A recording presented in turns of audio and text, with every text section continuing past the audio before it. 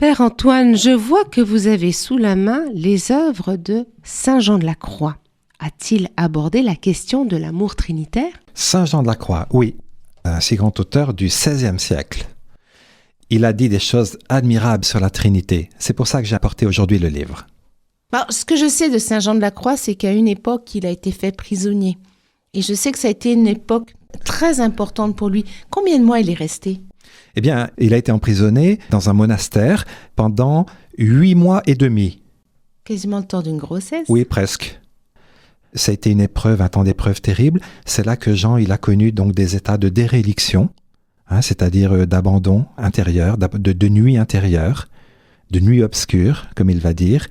Et quand il était dans son cachot, après quelque temps, il a demandé au moine qui le gardait, enfin qui venait parfois lui apporter un petit peu à manger, il lui a demandé s'il pouvait avoir de quoi écrire.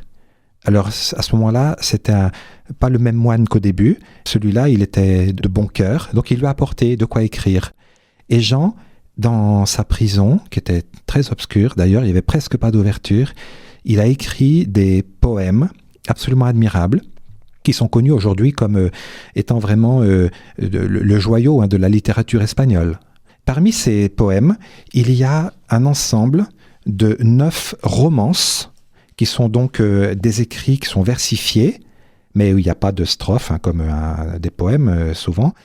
Ici, il y a donc un cycle de 9 romances sur l'incarnation. Jean a dû les écrire dans le temps qui précédait Noël, 1577.